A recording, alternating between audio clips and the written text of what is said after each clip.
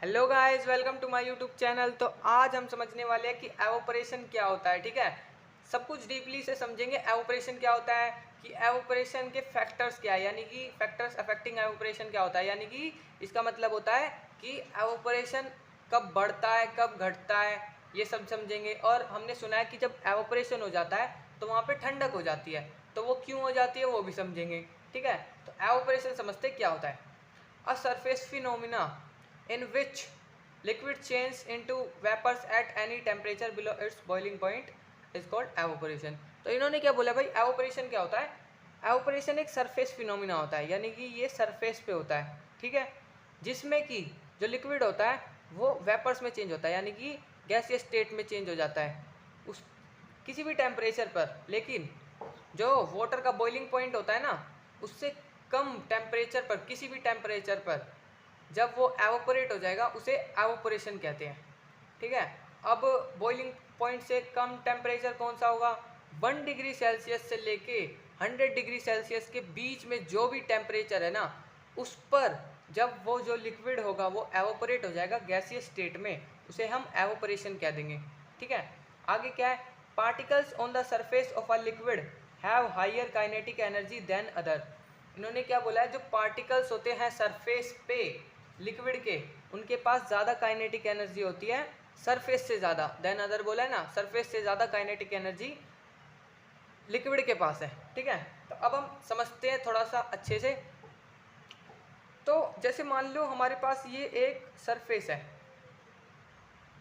और सरफेस क्या होगी, सरफेस तो सॉलिड ही होगी। ठीक है, तो ये सरफेस सॉलिड है, इस पे हमने डाल दिया लिक्विड, यानी कि वाटर। ये है हमारा लिक्विड, हमने वाटर डाल दिया। ठीक है, तो जो ये वाटर हमको इसे गैस स्टेट में चेंज करना है, हमें पता है ना भाई।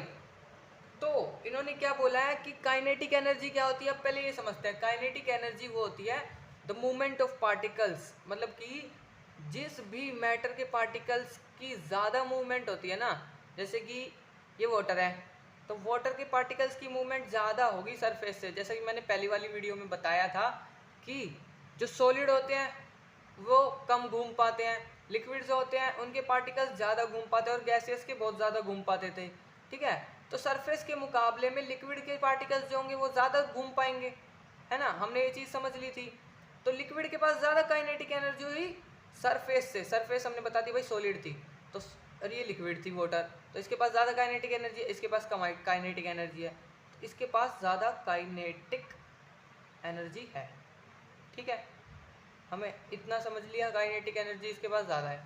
अब आगे देखते भाई, आगे क्या बोला इन्होंने,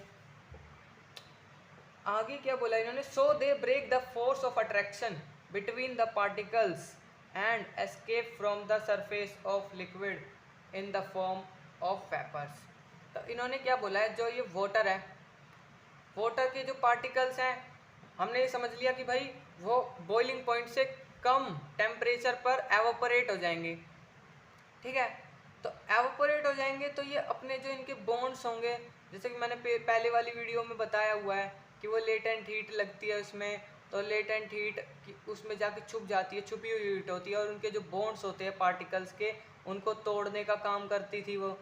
तो वो टेम्परेचर बॉइलिंग पॉइंट से कम वाला, जब इनके अंदर वो टेम्परेचर जाएगा और वो इनके बॉन्ड्स को तोड़ने का काम करेगा, तो ये जब गैसीय स्टेट में चेंज हो जाएगा ना, तो इसे एवोपरेशन कहते हैं।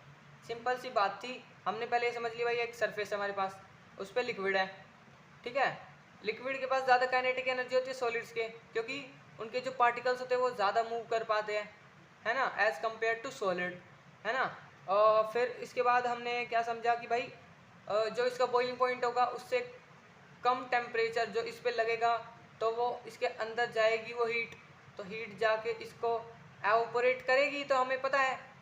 तो कब करेगी, पहले इनके बॉन्ड्स को तोड़ेगी, तोड़ने के बाद जब इनके बॉन्ड्स टूट जाएंगे तो वो दूर दूर हो जाएंगे, तो दूर दूर हो जाएंगे तो दूर दूर पार्टिकल्स जिसके होते हैं वो तो गैसीय स्टेट होती है, बहुत ज़्यादा दूर दूर होते हैं। तो ठीक है, हमने एवोपरेशन समझ लिया। एवोपरेशन बहुत ईजी है, कोई मुश्किल वाली बात नहीं है।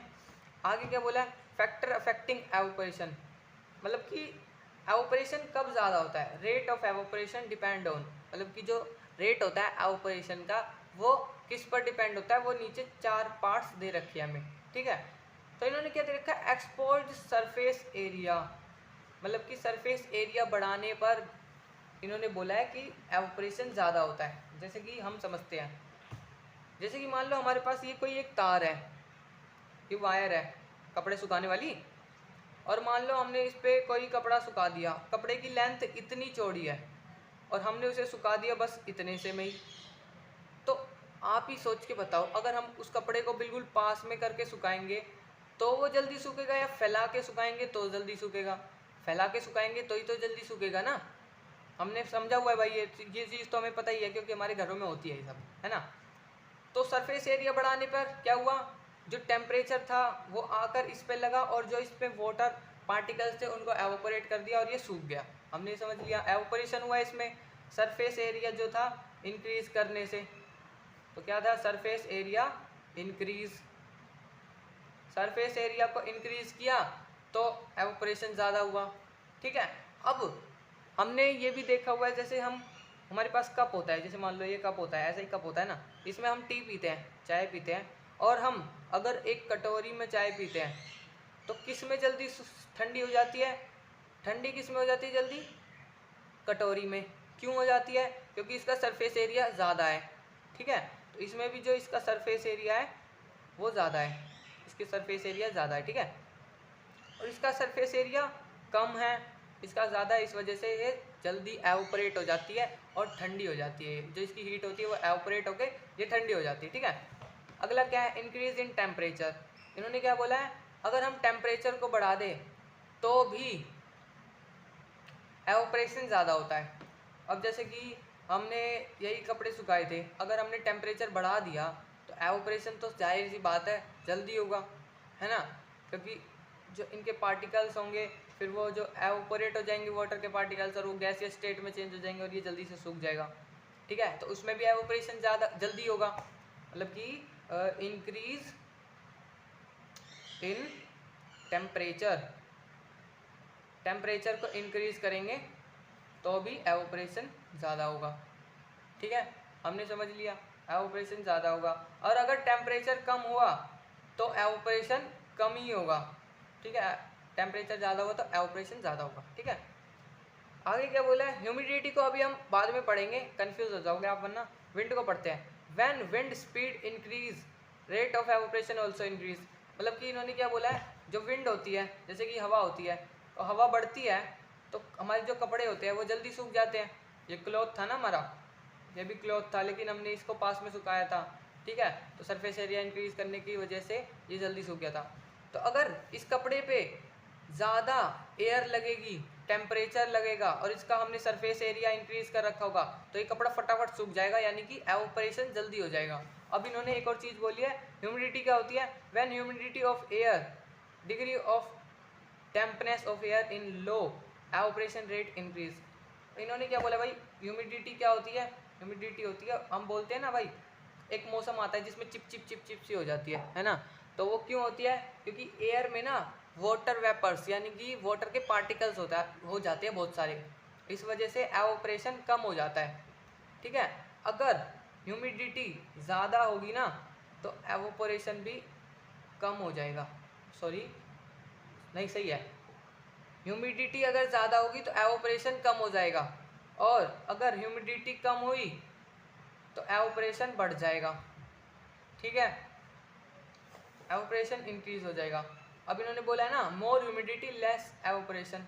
पहली बात वही, अगर ह्यूमिडिटी ज़्यादा हुई तो एवोपरेशन कम, अगर ह्यूमिडिटी कम है तो एवोपरेशन ज़्यादा हो जाएगा, ठीक है। तो ये फैक्टर्स इफेक्टिंग एवोपरेशन थे।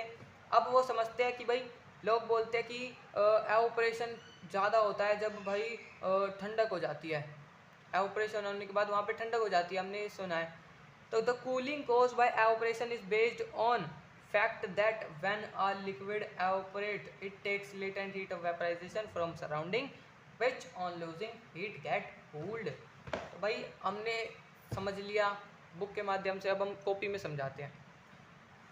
तो इन्होंने क्या बोला है कि भाई ये क्या था, कूल क्यों हो जाता है? कूलिंग क्यों हो जाती है। तो जैसे मान लो हमने पीछे एक सरफेस बनाई थी, तो यहाँ पे भी एक सरफेस बना लेते हैं। इसके पे लिक्विड है, ये सरफेस है अपनी, ठीक है, ये लिक्विड है। तो ये लिक्विड एवोपरेट होने के लिए सबसे पहले अपनी हीट लेगा। तो इसने अपनी हीट ली, तो इसकी अपनी हीट कम पड़ गई। तो कम पड़ने की वजह से ये अपने सराउंडिंग की हीट को भी लेगा। सराउंडिंग की हीट लेने की वजह से क्या होगा, हीट में भी एक टाइप की एनर्जी होती है, तो वो सारी एनर्जी ये ले लेगा। हीट को इसने ले लिया तो वहाँ पे तो कूलनेस हो गई, तो इस एरिया में कूल हो गया। यहाँ पे इसने हीट ले ली, हीट लेने के बाद क्या हुआ, ये एवोपरेट हो गया, ठीक है। तो एवोपरेट होने की वजह से क्या हुआ, फिर यहाँ पर भी कूलनेस हो जाएगी। एक बार दोबारा समझते हैं, ये सरफेस थी, ये लिक्विड था, ठीक है। तो ये कूल क्यों हुआ, क्योंकि इसको एवोपरेट होना था। एवोपरेशन ये कर नहीं पा रहा था अपनी हीट से, तो इसने सराउंडिंग की हीट ली। तो अपनी हीट एक टाइप की एनर्जी होती थी, तो इसने यहाँ से हीट ले ली सारी की सारी, तो यहाँ पे तो कूलनेस बच गई, ठंडा बच गया यहाँ पे। और जब ये हीट लेके एवोपरेट हो जाएगा, मतलब कि साथ में अपनी हीट भी ले जाएगा और एवोपरेशन भी हो जाएगा लिक्विड का, तो यहाँ पे भी कूल हो जाएगा, ठीक है। तो यही रीज़न था, एवोपरेशन ऑलवेज कॉजिंग कूलिंग। तो एवोपरेशन जो होता है वो कूल क्यों करता है, तो यही रीज़न था, ठीक है। तो आज की वीडियो में बस इतना ही, मिलेंगे अगली वीडियो में। Thank you and have a nice day.